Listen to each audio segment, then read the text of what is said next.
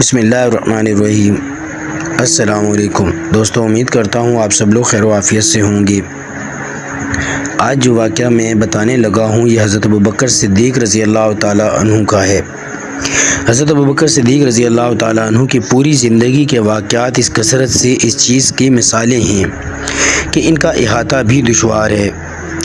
غزوہ تبوک کے وقت جب کہ حضور اقدس صلی اللہ علیہ وسلم نے چندے کی تحریک فرمائی اور حضرت ابوبکر صدیق رضی اللہ تعالیٰ عنہ کا اس وقت جو کچھ گھر میں رکھا تھا سب کچھ جمع کر کے حضور صلی اللہ علیہ وسلم کی خدمت میں پیش کر دینا مشہور واقعہ ہے۔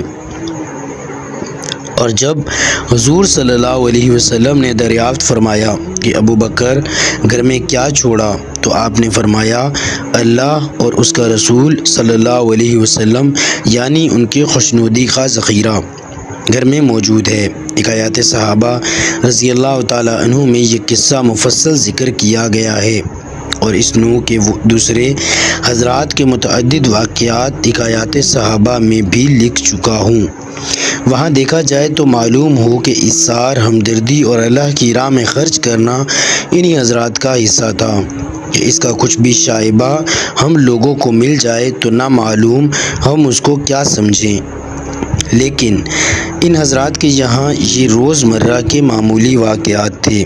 بالخصوص حضرت ابوبکر صدیق رضی اللہ تعالیٰ عنہ کے متعلق اس سے بڑھ کر کیا وضاحت ہو سکتی ہے کہ خود حق تعالی شانہ نے قرآن پاک میں تعریف کے موقع پر فرمایا وَسَيُجَنَّبُهَا الْأَتْقَى آیت، اور اس آگ سے وہ شخص دور رکھا جائے گا جو بڑا پرہیزگار ہے، جو اپنا مال اس غرض سے اللہ کے راستے میں دیتا ہے کہ پاک ہو جائے اور بجز اپنے عالی شان پروردگار کی رضا جوئی کے کوئی اور اس کی غرض نہیں ہے۔ کسی کا اس کے ذمے کوئی احسان نہ تھا کہ اس کا بدلہ اتارنا مقصود ہو۔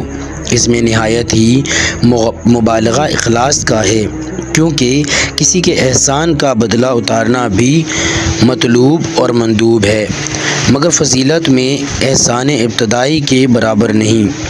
بیان القرآن ابن جوزی رحمۃ اللہ علیہ کہتے ہیں کہ اس بات پر اتفاق ہے کہ یہ آیت شریفہ حضرت ابوبکر صدیق رضی اللہ تعالیٰ عنہ کی شان میں نازل ہوئی۔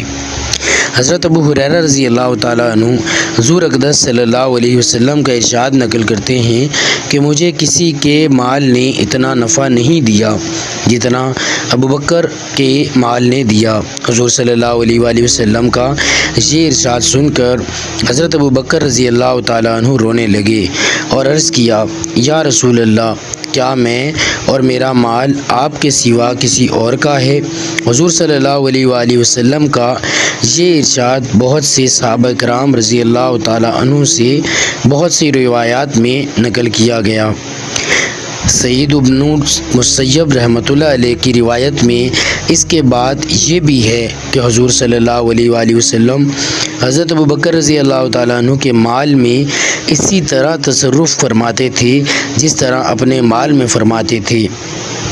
حضرت عروہ رحمۃ اللہ علیہ کہتے ہیں کہ جس وقت حضرت ابوبکر صدیق رضی اللہ تعالیٰ عنہ مسلمان ہوئے تو ان کے پاس 40,000 درہم تھے، جو سب حضور صلی اللہ علیہ وآلہ وسلم کے اوپر خرچ کر دیے، یعنی حضور صلی اللہ علیہ وسلم کی خوشنودی میں۔ ایک اور حدیث میں ہے کہ اسلام لانے کے وقت 40,000 درہم تھے اور ہجرت کے وقت 5,000 رہ گئے تھے۔ یہ ساری رقم غلاموں کے آزاد کرنے میں، جن کو اسلام لانے کے جرم میں عذاب دیا جاتا تھا، اور اسلام کے دوسرے کاموں میں خرچ کیے گئے۔ تاریخ الخلفاء حضرت عبداللہ بن زبیر رضی اللہ تعالیٰ عنہ کہتے ہیں کہ حضرت ابوبکر صدیق رضی اللہ تعالیٰ عنہ ضعیف غلاموں کو خرید کر آزاد کیا کرتے تھے۔ ان کے ولد ابو قحافہ رضی اللہ تعالیٰ عنہ نے فرمایا کہ اگر تمہیں غلام ہی آزاد کرنے ہیں تو کبھی غلام کو خرید کر آزاد کیا کرو کہ وہ تمہاری مدد بھی کر سکیں، وقت پر کام بھی آ سکیں۔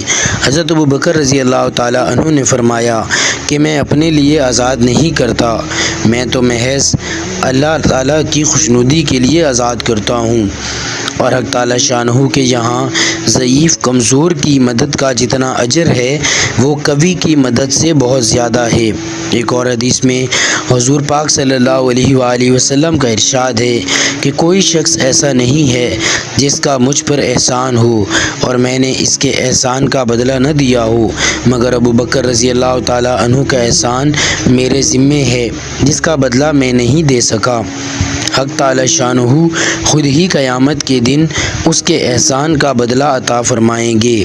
مجھے کسی کے مال نے اتنا نفع نہیں دیا جتنا ابو بکر رضی اللہ تعالیٰ عنہ کے مال نے نفع دیا۔